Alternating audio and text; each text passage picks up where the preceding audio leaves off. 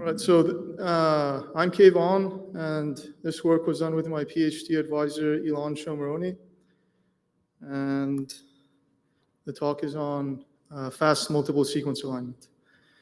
So in the multiple sequence alignment problem, we have a set of sequences. It can be DNA, RNA, proteins.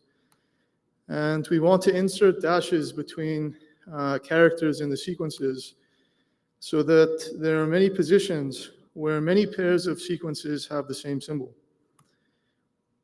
So in this example, the columns in green are positions where all 4 sequences have the same symbol, and the columns in red are positions where 3 of the 4 sequences have the same symbol. So the applications of multiple sequence alignment include phylogeny inference, detection of homology between protein sequences, protein structure and function inference, and DNA data storage, among many other applications. So you can define like an optimization problem to approach this multiple sequence alignment problem.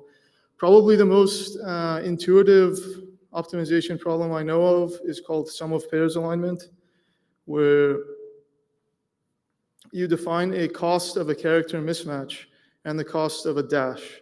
And then this induces an alignment cost for an aligned pair of sequences. And then the sum of pairs alignment minimizes the sum of costs between all sequence pairs in the alignment. So in this simple example, if we have a dash cost of 1 and a mismatch cost of 1, and we sum up all of the pairwise costs, we get a sum of pairs cost of 7. Unfortunately, this problem is NP hard. It can be solved using dynamic programming, but it's far too expensive. So most widely used multiple sequence alignment algorithms use more heuristic approaches. And some very commonly used algorithms include Cluster Omega, Muscle, MAFT, Pasta, Mogis, UP, among many other widely used software packages. And in this talk, we'll focus on speeding up the UP algorithm. So the UP algorithm gives improved alignments compared to like the previous software packages, particularly when there's a lot of sequence length heterogeneity, just meaning that the lengths of the sequences can differ very widely in the data sets. So on the right plot, we have 4 large data sets, and the plots just show like the number of sequences at each sequence length. And you can see that at least for these 4 data sets, there's a good amount of sequence length heterogeneity. And then in the plot on the lower left, this plot compares the UP algorithm with 4 other well-known algorithms: Pasta, MAFT, Muscle, and Cluster Omega. And we see that at least for these 3 data sets shown, which are mostly quite large, the UP performs very well compared to the others. However, UP is often slower than most widely used software packages, and this is an example of this is shown in the right plot, where we see that UP is it's slower than all of the other ones, and a lot slower compared to MAFT, for example. So this raises the question: can we speed up the UP algorithm without much performance loss? And in 2023, there was a paper by the same group that developed UP that introduced the UP2 algorithm. And in this paper, I'll introduce what's called the J-bandit algorithm, which tries to speed up UP, particularly when the sequences are very long. That seems to be where it makes the most difference. So I'll just give a brief overview of the UP algorithm. So we start with a set of unaligned sequences, and we split it up into a set of backbone sequences and query sequences. And using this set of backbone sequences, we generate a backbone multiple sequence alignment using a software package of choice. The UP paper uses PASTA for this. And then the UP algorithm has a way of like finding sequences in this backbone set that are like more similar to each other. It does so using a tree-based method. I won't explain it in detail, but once it finds sequences that are similar to each other, it like creates these sets of sequences that are similar to each other, and that's shown on the upper right, like those boxes 1, 2, 3, 4, and so on. And then given each of these sets of like similar sequences, it generates hidden Markov models that model the sequences using a tool called HMMer. And once it creates these HMMs for each of these sets of similar sequences, it basically assigns each query sequence to the HMM that generates it with the highest probability. And it also uses HMMer to like compute this probability for each query sequence in each HMM. So once all of these query sequences are assigned to HMMs, the algorithm adds the query sequences to the multiple sequence alignments that correspond to the backbone sequences in each HMM. So it basically creates extended multiple sequence alignments for each HMM, and then it merges all of these multiple sequence alignments to create a final multiple sequence alignment that has all of the sequences in the dataset. And the time bottleneck in the UP algorithm is this query sequence to HMM assignment step, because like it needs to compute the probability of generation for each query sequence and for each HMM, and like that's pretty expensive. So I'll quickly describe what one of these calculations looks like. So for the query sequence ATG and an HMM shown here that generates sequences, it has match states, insertion states, deletion states. We have to look at the paths that go through the HMM and can't generate the query sequence. So in yellow, I highlighted the maximum probability path for generating ATG, and it generates it with probability 0.32. And then the probability of the query sequence being generated by the HMM is just the sum of the probabilities of all the paths going through this HMM that can generate the query sequence. And we define the bit score is defined as the log of the probability that the query sequence is generated by the HMM,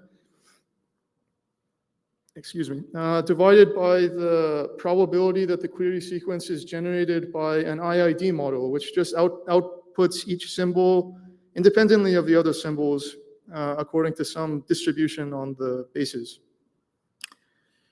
And so the bit, for the purposes of this talk, you can think of the bit score and the probability of, the total probability of sequence generation. You can kind of think of them interchangeably. Most in the literature, they usually refer to bit score. So this bit score can be calculated in time big O of L squared using dynamic programming, where L is the maximum sequence length in the data set that UP is working on. So basically, if we want to do this HMM probability calculation for all query sequences and all HMMs, this takes big O of NM L squared time. And so in order to try and speed this up, we introduce a measure called the J-score that we can use as a proxy for the bit score. And the J-score can be computed exactly in big O of L time as opposed to big O of L squared time. And it's Kamer based, and it's similar to Jacquard similarity. And it can be estimated from a subset of Kamers in the query sequence. And this leads to fast multi-armed bandit algorithms that can quickly assign a sequence Q to one of the HMMs without actually computing the J-score for every HMM. And so what is the J-score? If we have a query sequence Q and a subset of backbone sequences SH that corresponds to an HMM, we first look at the first k-mer and we record its counts for both the set and for the query sequence. And then we do the same thing for the second k-mer. And then we keep doing this for all of the k-mers and end up getting the k-mer counts for the set and for the query sequence. And then we normalize the k-mer counts for the set by the number of sequences in the set. So in this case, there's 3 sets, so we divide by 3. And then the J-score is given by the sum over all k-mers A in the query sequence of the minimum of the count of the k-mer A in the query sequence and the average count of the k-mer A in the backbone sequence subset SH. And then we divide by the number of k-mers in the query sequence plus the average number of k-mers in the set SH. And so in this example, we end up getting 7/30 for the J-score. And so I don't really have time to go. So what I want to say on this slide is that the J-score correlates well with the bit score in many data sets that we've looked at. And but I want to bring your attention to the 2 plots on the right, which for a small instance of the up algorithm, we looked at 2 particular query sequences. And for all of the HMMs in the up algorithm, each of them correspond to a dot in the plots. And we plot the bit score for the HMM versus the J score for the HMM. And we see that there does seem to be a reasonable correlation between the bit score and J score, particularly for high bit scores, which is what matters in our application. So one nice thing about the J score is that we can estimate it using a batch of k-mers from the query sequence instead of computing it exactly. So if we let B be a multi-set of k-mers where each k-mer is sampled uniformly at random from the set of k-mers in Q, we can basically just calculate the numerator for this J-score.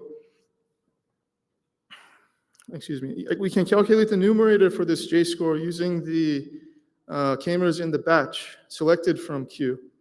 And if we normalize it, it's an unbiased estimator for the numerator. And since the denominator is like a constant, this yields a unbiased estimator for the J-score. And so since we can estimate the J-score, we can use algorithms from the multi-armed bandit literature to quickly assign a query sequence to an HMM without actually computing the J-score for all of the HMMs. So I'll describe an algorithm called sequential halving, batched sequential halving, which we use in this paper. We first estimate the J-score on a batch of k-mers for all HMMs, and then we sort the HMMs by the values of this estimate, and then we discard the lower half of HMMs according to this estimated J-score. And then on this upper half of HMMs, we refine the estimate of the J-score using a new batch of k-mers, B2, sort and discard the lower half, and just keep repeating this process for some specified number of iterations. And then for this final set of HMMs, we compute the J-score exactly for a specified top number of HMMs and end up outputting the best HMM according to the exact J-score for this smaller set. So just as an example, if we have this query sequence, we get a batch of k-mers B1 We estimate the J-scores for all of the HMMs. We discard the lower half, and then in the next iteration, we get a new batch, B2. We refine the estimates of the J-score. We discard the lower half, and we just keep repeating this process. So in this sequential halving algorithm, we refer to the query sequence length as L. There are M HMMs, there's N query sequences, R iterations of sequential halving. The batch size, the number of k-mers we look at, is of size C times L, where C is between 0 and 1. And we compute the J-score exactly for the top capital T HMMs according to the estimated J-score. And so in all experiments, we set C equal to 0.2, R equal to 3, and T equal to 10.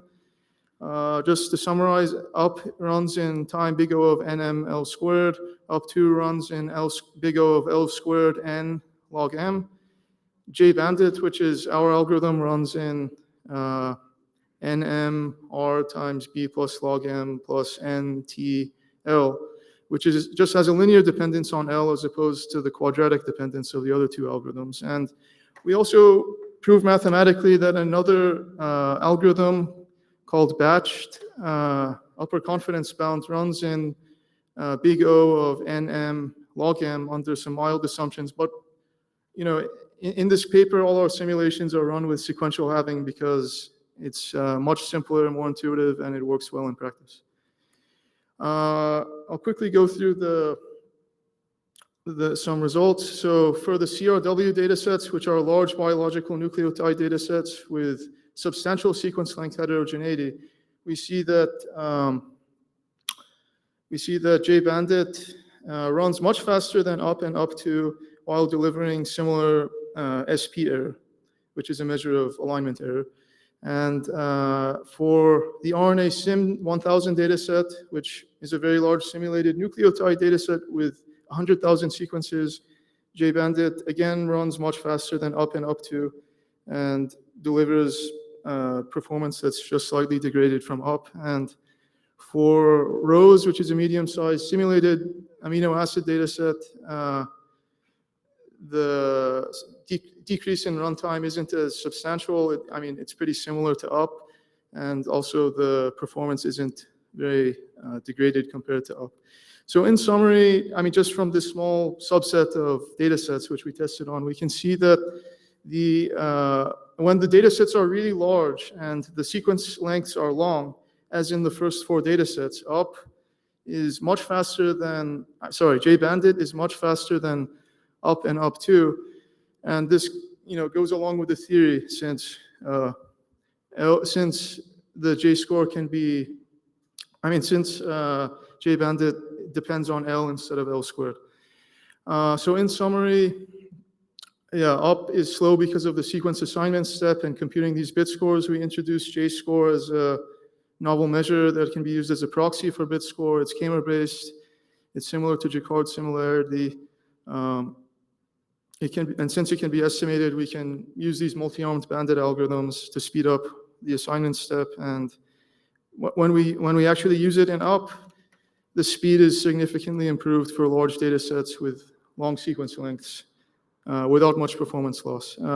That concludes my talk. I'm happy to take any questions. Thank you. Thank you. So we have a time for one quick question. In the middle. I have a question on so your J-score. It's very interesting. I think it works well. How does the approximated J-score and even the J-score itself perform under like really low sequence identity? So I'm looking. You have one amino acid data set, which I assume has low sequence identity, but like in general, I could see how the approximate version might get thrown off at the beginning. So I'm not quite sure if you have performance issues there. I'm sorry, what do you mean by sequence identity? So like how similar the sequences are to each other? Oh, I see. So I don't have simulations on, I don't have simulation results on that.